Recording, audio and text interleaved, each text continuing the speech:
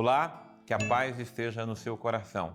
Sou eu, o Padre Roger Araújo, com você no nosso programa A Bíblia no Meu Dia a Dia. A Palavra de Deus é nosso tesouro. A Palavra de Deus é o tesouro da nossa alma e do nosso coração. É a Palavra de Deus que nos faz crescer na comunhão, na intimidade com o Senhor.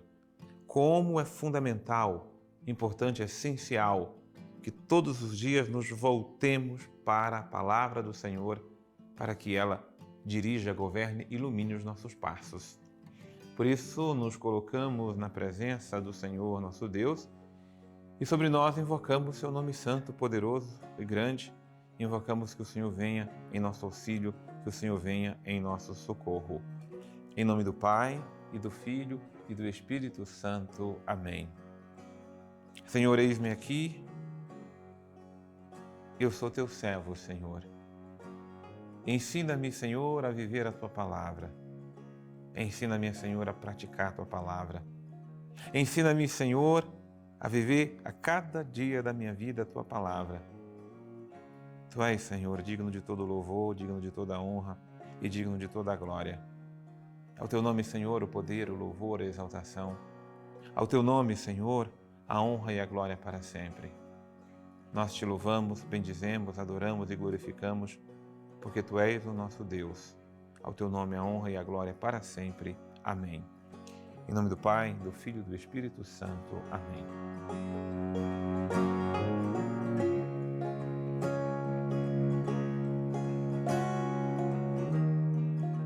Que alegria quando ouvi que me disseram, vamos para a casa do Senhor. Que alegria quando ouvi que me disseram, vamos meditar a palavra do Senhor. Isso tem trazido muita alegria para o nosso coração, alegria para a nossa alma, alegria porque é o momento de nós permitirmos o nosso espírito ser curado, permitirmos que o nosso espírito entre na sintonia do Senhor.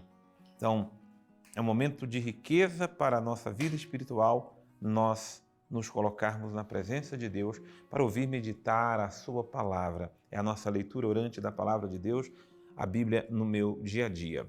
Muito bem, vamos abrir a nossa Bíblia com o nosso caderno, que é o nosso diário espiritual, no Evangelho de Lucas. Nós estamos em Lucas hoje 9, de 51 a 56. Lucas 9, de 51 a 56. Então vamos, através desse pequeno trecho de Lucas, agora, saborear a palavra de Deus com toda a riqueza, beleza de Jesus ao nosso coração. Quando estavam para se completar os dias da sua exaltação, Jesus tomou a firme decisão de partir para Jerusalém. E aí eu já chamo a atenção de você, desse versículo 51, porque quando se fala, quando se chegou os dias, ou melhor, estava chegando os dias da sua exaltação, que é na verdade os dias da sua Páscoa, que é na verdade os dias do seu êxodo, porque êxodo é a passagem, é a Páscoa de Jesus. Ele sabia que estava chegando esse dia, dele passar deste mundo para a casa do Pai, passar da presença aqui para voltar para junto do Pai. Sabendo disso, interessante que a mensagem que o Senhor nos dá nesse versículo 51 é uma mensagem, tá? Muito verdadeira, porque ele não fugiu. A gente geralmente, quando vê que se aproxima a possibilidade da nossa Páscoa, em vez de nos prepararmos, intensificarmos, cuidarmos, nós nos desesperamos. Jesus não fugiu da sua Páscoa. Pelo contrário, ele tomou a firme decisão de partir para Jerusalém. Jerusalém, com tudo aquilo que significa ir para Jerusalém. Jerusalém é onde ele entrará triunfante, é onde ele vai ser preso, julgado, condenado, crucificado, morto, mas também ressuscitado. A Jerusalém que representa a tragédia é a Jerusalém que também representa a glória. Por isso ele quer abraçar a cidade santa de Jerusalém, com tudo aquilo que Jerusalém significa como a cidade celeste. É para Jerusalém que todos nós caminhamos. É para Jerusalém do alto, que todos nós, após nossa via sacra neste mundo, partiremos para a glória. Isto é, se seguirmos os passos de Jesus. É por isso que Jesus está indo para Jerusalém. E nós também estamos indo, porque a Jerusalém do alto nos espera. A gente não pode desviar a rota. Nós não podemos desviar do caminho. Nós não podemos ir para outra direção. Jerusalém não representa somente o sofrimento. O sofrimento faz parte da vida, mas o sentido último da vida não é o sofrimento. O sofrimento nos conduz para a glória. Não há vida humana, não há como passar nessa vida sem sofrer. Até para nascer é sofrido. Para viver, nós temos os sofrimentos que a vida nos imputa e a gente vai sabendo lidar, mas transfigurando o nosso sofrimento na glória eterna que nos espera. Então, todo esse significado da importância que tem de Jerusalém, então o versículo 51 é essa mensagem. Jesus é aquele que abraça o seu caminho para Jerusalém, e de Jerusalém ele não foge. Mas ele enviou mensageiros à sua frente. Tendo eles partido, entraram num povoado de samaritanos para lhe preparar hospedagem. No caminho da Galileia para a Judéia, no meio do caminho, geograficamente falando, fica a Samaria. Então, um caminho longo a ser percorrido, era normal que se hospedassem, na Samaria, enquanto fazia essa travessia, enquanto fazia essa caminhada. Porém, o versículo 53 diz que os samaritanos não o receberam porque demonstrava estar a caminho de Jerusalém. Aqui é um problema histórico na relação entre samaritanos e judeus.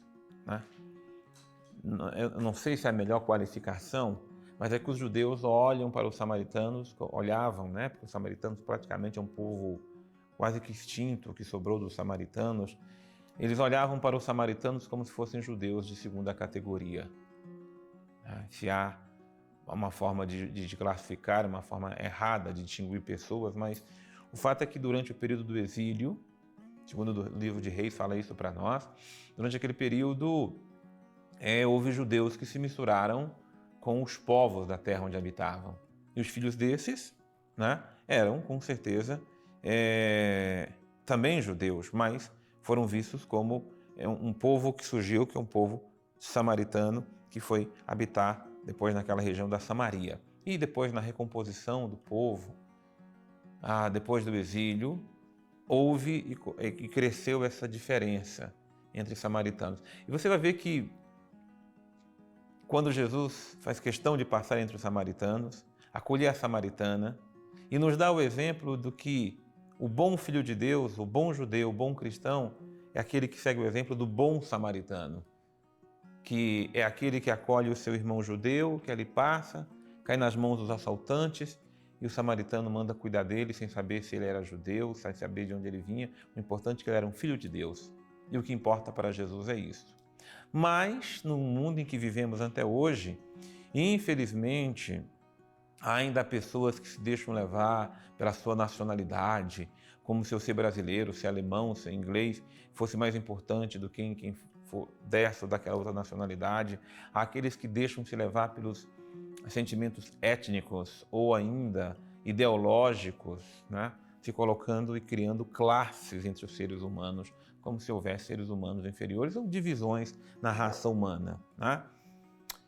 E então, como eles viram que Jesus iria para Jerusalém, quiseram fazer beiço, dizer, então não vamos acolher ele não, porque ele devia permanecer aqui conosco. Vendo isso, os discípulos Tiago e João disseram: Senhor, queres que mandemos descer fogo do céu para que os destrua? Ou seja, os discípulos foram tomados pelo fogo da vingança. Os discípulos disseram: não, vamos dar o troco, não acolheu, vamos retribuir, com o fogo da destruição. Jesus, porém, voltou-se e os repreendeu, e dali eles partiram para outro povoado. Então Jesus repreendeu aquele sentimento, onde a gente não é acolhido, procure outro, mas nunca pague na mesma moeda. A repreensão de Jesus também é para que aquilo que é do céu, aquilo que é de Deus, jamais seja usado para vingança, para tratar com a mesma moeda. Ao contrário, o evangelho que ele nos trouxe é o evangelho do amor e da reconciliação, do perdão e da misericórdia. Vamos chamar conosco aqui nosso querido Padre Antônio Xavier. Nós chegamos ao momento muito importante do Evangelho de São Lucas. É exatamente a chamada Grande Subida a Jerusalém, que começa aqui no capítulo 9, versículo 51, e vai até o capítulo 19, versículo 27. Então, são muitos capítulos, 10 capítulos, onde Jesus vai percorrer, então, essa estrada de subida para Jerusalém. É natural que no Evangelho de São Lucas todas as coisas terminem em Jerusalém. É dito exatamente assim desde o início, Jesus que nasce, que a anunciação acontece em Nazaré, nasce em Belém, mas as coisas terminam sempre em Jerusalém. Nós encontramos mesmo as tentações, a sequência das 3 tentações de Jesus sempre termina em Jerusalém, e aqui é exatamente essa ideia de uma subida, aqui também geográfica, onde São Lucas vai encaixar vários eventos, vários locais onde Jesus vai encontrando pessoas até chegar em Jerusalém. É claro que até o capítulo 18 a gente ainda está em Jericó, então Jesus ainda só veio ali descendo pela margem do Rio Jordão, e depois, então, no capítulo 18 é que ele realmente vai fazer essa subida para Jerusalém. Mas a ideia é que ele já está em trânsito para lá. Bem, temos uma informação interessante neste trecho breve que nós vimos hoje, que diz respeito aos discípulos quererem clamar fogo do céu sobre os samaritanos por falta de hospedagem. Não quiseram ser hospitaleiros, não quiseram oferecer hospedagem para Jesus ali. Isso é muito interessante para a gente, porque exatamente esta passagem faz referência a Sodoma e Gomorra, onde nós também encontramos aqueles 3 anjos, ou 3 personagens, que vão até a casa de Ló para dormir ali, e que no final das contas o povo da cidade negou-lhes a hospitalidade, indo ali, inclusive, dizendo que não, traz eles para que possamos conhecer. A hospitalidade ela é considerada exatamente um valor de um nível muito alto dentro da própria cultura judaica, porque a ideia é aquela: o povo também é hóspede de Deus ali na terra prometida, porque Deus não deu a terra, ele deu a posse, a terra continua sendo dele. Nos lembra o Deuteronômio: ao Senhor pertence a terra e aquilo que nela encerra, o que ela encerra, tudo que tem ali faz parte. Então aqui o que nós temos de grande citação para cada um de nós é exatamente a prática da hospitalidade, que não é outra coisa que fazer o bem para aquele que tem necessidade, aquilo que está realmente dentro das nossas possibilidades. E aqui é um caso bem claro disso. E Jesus diz: não. Também não é porque faltaram com a hospitalidade que nós temos o direito de fazer o mal. Não é assim que realmente deve ser feito. Senhor, só Tu tens palavras de vida eterna. Só Tu tens palavras que nos salvam. Só Tu tens palavras, Senhor, que nos cura e que nos liberta. É a Tua palavra, Senhor, que nós queremos viver. É a Tua palavra que nós queremos praticar. Ensina-nos, Senhor, a viver o amor, a bondade, a misericórdia. Ensina-nos, Senhor, a viver a reconciliação e o perdão. Ensina-nos, Senhor, em toda e qualquer situação, praticar a Tua palavra. Ao Teu nome, Senhor, o poder. Ao Teu nome, Senhor, a honra. Ao Teu nome, Senhor, toda a glória. Em nome do Pai, e do Filho, e do Espírito Santo. Amém. Que bênção é a palavra de Deus que nos traz a vida. Que bênção é a palavra de Deus que nos cura e que nos liberta. Deus abençoe imensamente você. Eu te aguardo no nosso próximo programa, A Bíblia no Meu Dia a Dia.